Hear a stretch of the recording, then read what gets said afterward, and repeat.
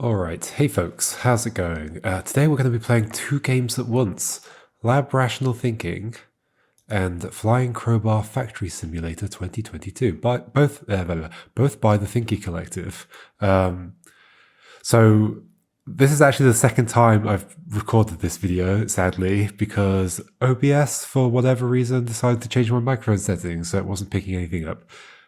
I mean, I should really be better at checking that the levels are moving up and down when I start recording. And I usually do. I just, on the one time where it changed my microphone settings, I didn't check, I guess. So I'm recording it again. What I'm going to do is get to the same point, which probably means I'll get there faster because I've now seen the solutions. But I don't know, there was a lot of rambling in my previous attempt at recording, and there'll probably be a lot of rambling now, just like there is at this exact moment. So I don't know, it might still be a fairly long video, we'll see. But if it's a short one, I apologize. I'm going to blame OBS for that, okay? Thinky Collective games. So if you're not aware, the Thinky Collective is effectively just a group of whoever wants to be involved in these projects in the Thinky Puzzle Games Discord. And so there have been a few games over time. The first one was this What Gophers Go For. We should port that over to itch, so it ends up in the same list as everything else. Instead, it's like up here. So that was first, and then Dr. Jelly and Mr. Slime was second, and then Ahoy's Crazy and Indiana Hat and Temple Plus came together. They were at the same time. And so the way these projects work is that one person comes up with the initial level and the mechanics in that level. I mean, how do you make a level without mechanics? And we call that the seed level, and then they pass it on to another person, and that person adds a level and potentially adds a mechanic if they want to, or some graphics or sounds or whatever, and then they pass it on to the next person, and so on and so forth. And eventually you end up with a game. For Ahoy's Crate and Indiana Hat, that was the first time that we actually had two groups of people with the same seed level. So there were two groups of people passing the level, like the game between each other.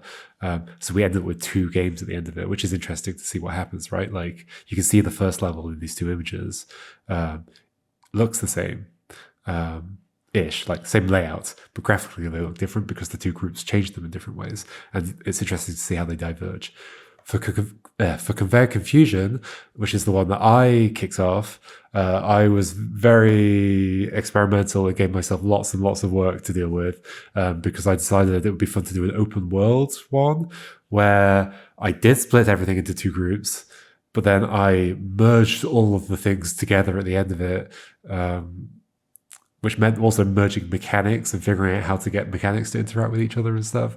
That was a fun thing to work on. But that was the previous one.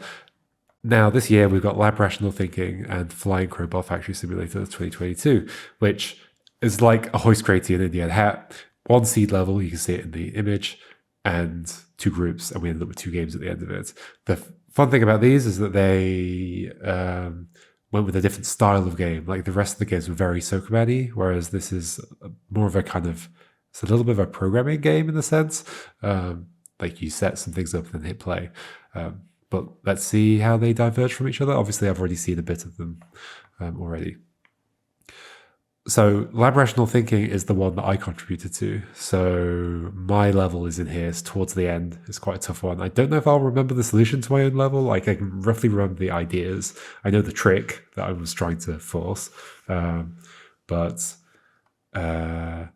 Yeah, like I'm not, like I've played a bunch of the levels in Lab Rational Thinking, but like in preparation for making my level, but I'm not really going to remember them.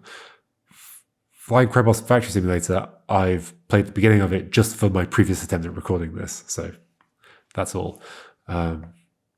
Let's jump into Lab Rational Thinking. I'll like alternate between levels in the two games. I think that's a fun way of doing it, so we can see how they diverge from each other and how quickly that happens. Okay, so Lab Rational Thinking has touch controls, so I can click to start game. Welcome to the lab. Click or tap to interact. Okay, so I was not only did I add a level, but I was also asked to try and help, like, I guess, like polish or like prepare the games for release at the end, which I'm not totally sure whether we really should have done. I don't know. I guess it. I mean, it did make them like much nicer to interact with and all that kind of stuff. Just like clearer. Like it's something I did in Conveyor Confusion, but I wanted that to be like a one-off experiment of like what happens if we like do an open world thing where it's really polished at the end. I don't know. It's up to each. It's like up to each person who's organizing the projects to decide like how to approach them. It's fine to do it that way.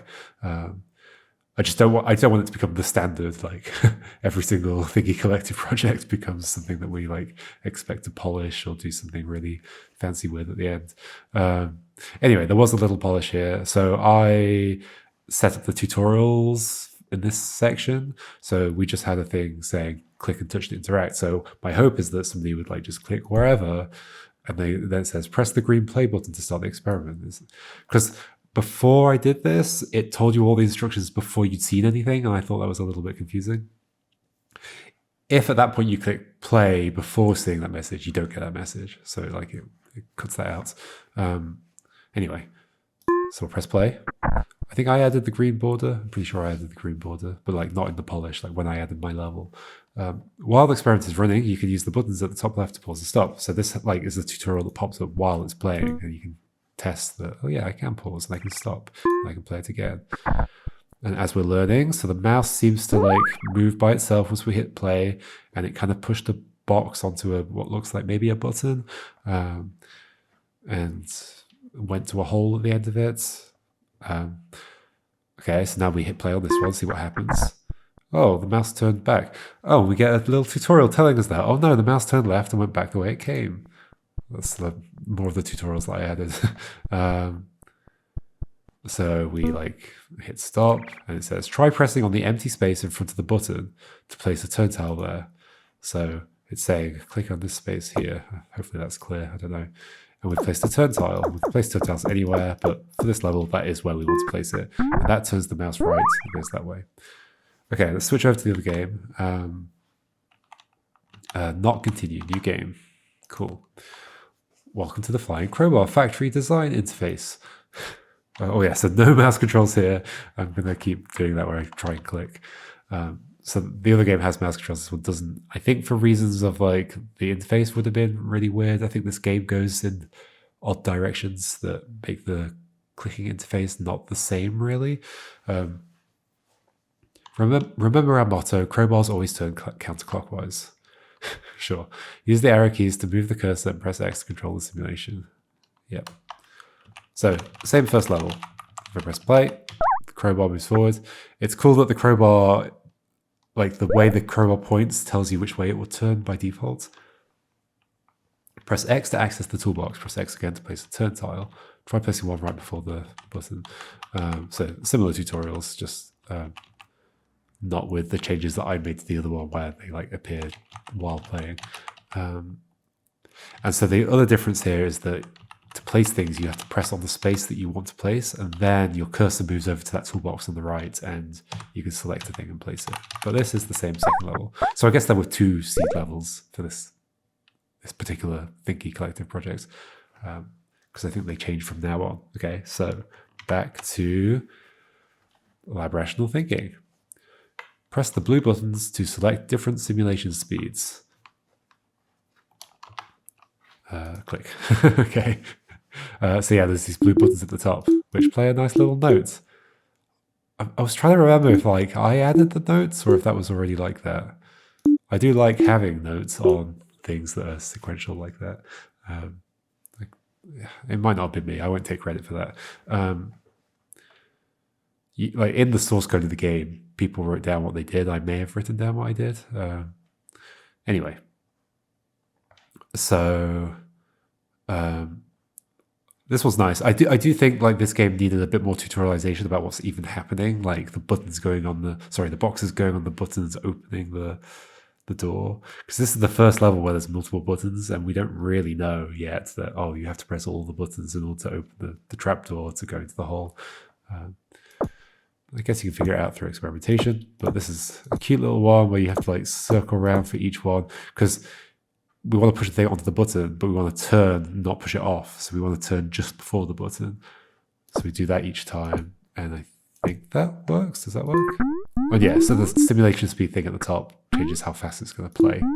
That's medium speed, fast speed. And we get to the exit. Cool. Switch over to the other one. Press left or right while the simulation is playing to change the speed, X. So yeah, because I already recorded this, I know the answers, although I don't quite remember. So I'm going to push this there and this there, because this is against this edge, so it's never going to come away from it anyway. So this is definitely going there. So we're going to push it to the wall, turn... No, we're going to turn left by default anyway. That goes there, that goes there. So we push it into that space. I've remembered what the trick is. So the issue with this is you get there and then you're stuck against this wall. And this is one of the things I had to like in any kind of game, you build up these like little rules around what is good or bad in a solution. And sometimes the game will trick you by actually making something that you've learned is bad, good once. But in this game and in Rat-ional thinking, there's a whole thing about getting stuck against edges because you can only turn a certain way. In this case, if I let the mouse, the crowbar, just do that, it's just going to keep turning against that wall and turning right and be stuck in that position.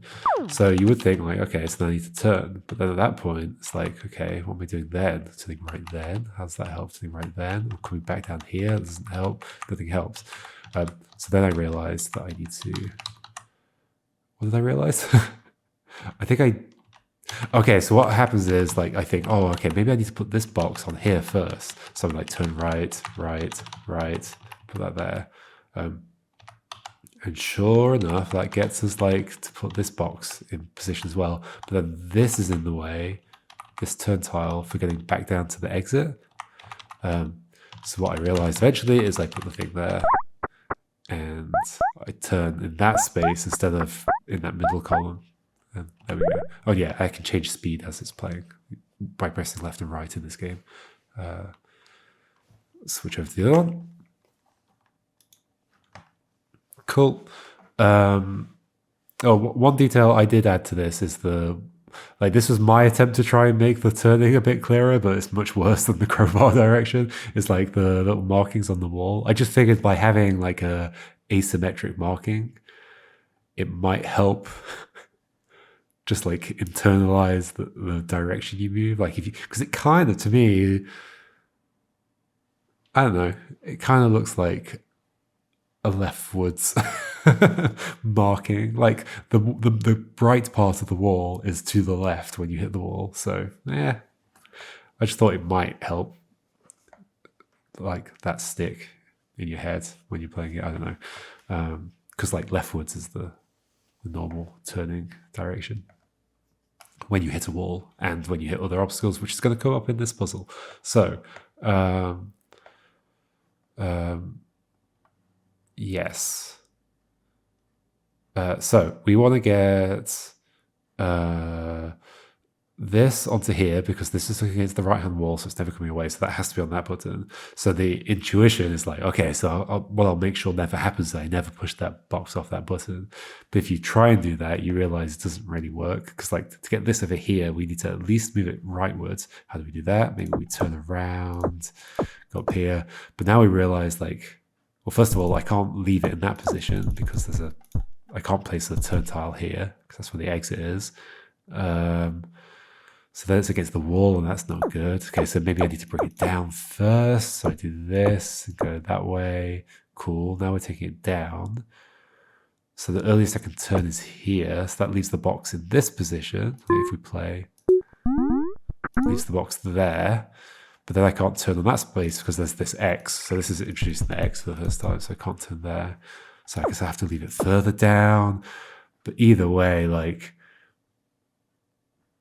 I end up not being able to I'd have to turn here and here and here. But now I've got a thing here which is going to be in the way of the button. Basically, this just ends up being a mess and not working out well. The trick is that you actually have to push this off its button to be up here and push this box into it. So instead of having to place a turn marker on the end thing, we turn simply because there is no way to go forward, which is a fun, clever idea for a puzzle.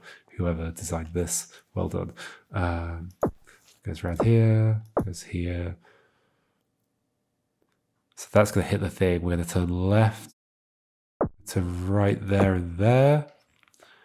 Then we are going to push that down to the button. Then we'll turn left by default. Do I want to turn left? Oh no, hold on. What do I want to do? Oh, I do, and I want to put this back on its button. Yep, and then turn right there. Following along? Easy. Left, pushes down there. Oh, I messed up. I need a turn tile there. Cool. Turn right. We'll collide into that. Go right there, put that back on the button, go to the exit. Cool. So, this one. Now you can place crates, but be careful, they require some space for safety. Right, so like I hadn't done this puzzle before. I recorded this already earlier. So it's interesting to learn. So now I can place crates, and they have this like yellow zone around them that tells you where you cannot place anything afterwards, which I find it's a bit similar to the bomb proximity in Conveyor Confusion. This like Manhattan distance styles thing is just like hard to visualize, especially when it's like it's not visible until you place the thing. So you kind of have to place it to see what that does. Okay, what was the trick here? So I placed the thing here and realized that there's no benefit to placing it there because it's going to be pushed there anyway. And putting it here frees up more space for more crates. Then we turn, and we want to turn again. But what we want to do ultimately is turn earlier on this row later. So we put another box in here and a box here. So what that does is means that eventually we end up in like this bottom area, which is nice. And we can then place the thing here to just turn around and go back up to the exit. Ta-da! It's funny how like turn tiles have just disappeared from that game. It's just now about placing boxes. Oh yeah, another thing I did when polishing this at the end. Well, first of all, as I implemented the like, so clicks had been added, but I made it, I think, a little bit smoother. I can't remember exactly what it was like, but now you can like drag to remove and all that kind of stuff. It does pretty much what I want. I also fixed a bug in the fork that we're using because there was a bug where on mobile, the touch events would be offset slightly from where you were actually pressing, and it was like you'd press here. Like on mobile, it was even more obvious because it's a smaller screen. But you'd like press to the right of a cell, it would like actually place the thing there instead. So I fixed that, and yeah, did a few things. Okay, so the trick for this one. So that the main trick here is that like I need a box to be on this button, but I also need to turn to the exit. But that's a left turn after placing a box there. I can't come from the right because there needs to be a box there and turn right. So that's not an option. So I have to turn left. So in order to turn left here, I'd have to have a box here, here, and here, not just there. Like there's one button, but in a sense, there's actually 3 buttons here. I need a box here, here, and here, so that I collide into them and turn left, if that makes sense. By, in a sense, there's actually 3 buttons here. I mean, like, there's 3 mandatory locations for boxes, which is effectively what a button is. This one took me a little bit of time, but I remember the trick now, which is that I first place one of them here, like one of these 2 there, I think. I then bring the other 2 afterwards. Is this right? Like that? I think it might just be that. No, because I missed turning right at the start. It's that. Yep. I hit all 3 of them and turn left. Cool. This level's cool, but we'll get there in a second. You can hot trigger run by pressing double X on the wall or right from the toolbox. Yeah, so I guess because this is like keyboard controlled, and it's a bit tedious to go up to the play button every time. I guess they made it so you can double tap on the wall and it plays. What happens if I like do that really slowly? Oh, okay. I guess it plays still. So tap there, wait a few seconds. It's not like a time thing. No, okay. It's just if you press on the wall twice, it will play. Okay, what was the solution here? So we'll turn around in this space if we don't do anything. We want to push a box on there, which is, I remember it comes from this angle. We also want to turn left this way at some point. I vaguely remember. Okay, so let's place the box here and then push another box along.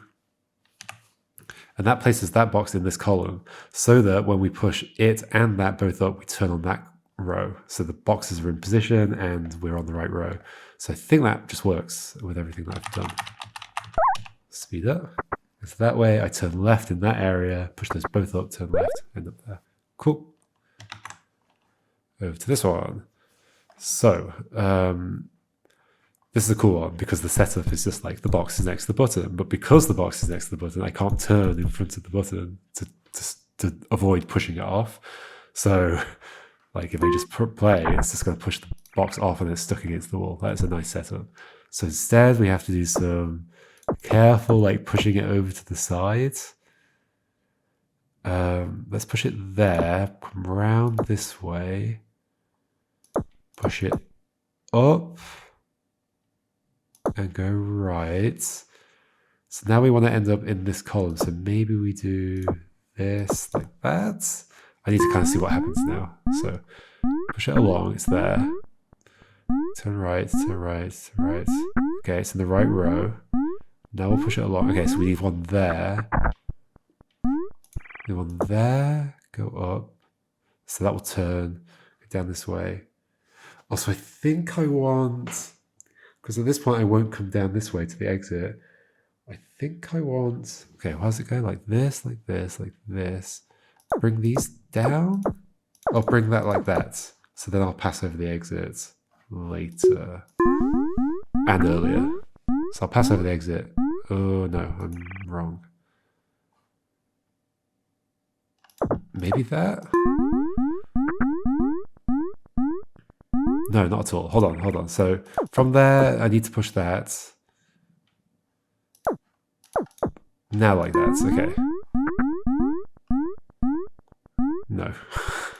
What am I doing wrong? You go there. Oh, maybe I need both of those. You go there, turn around. Yes, that seems right. Okay.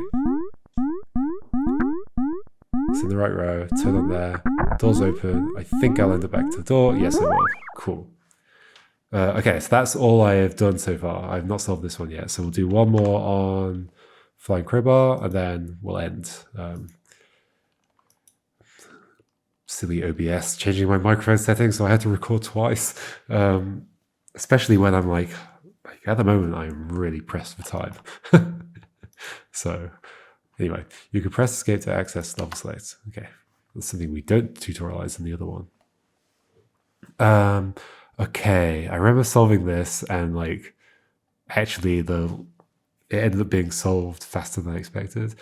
So what did I realize? I realized I needed to push a box leftwards, like from here onto this, because it can't come from the right. So I was like, but then if I put one there, I'm just gonna like get stuck either in this and turn around, or here.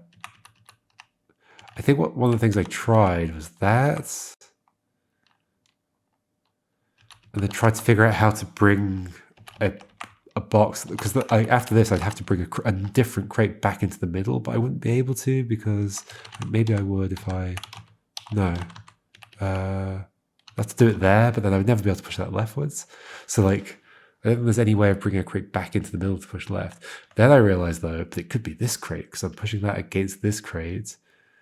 So why don't I like go, like right now, in fact, if I take you away, put you there, put one there, we push those in, then eventually I come around, push that up and push that left. Then the problem is that's just going to keep pushing and then I have no way of turning. So I realized at that point, oh, okay, so I need to place a block here.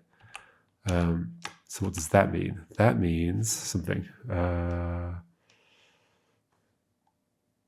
that means that so I can do that, and I can turn earlier up here by placing 2 grids there. I think that's how that works, right? And then I can turn. Yeah, and then we'll go around again and get to the exit. Ta-da!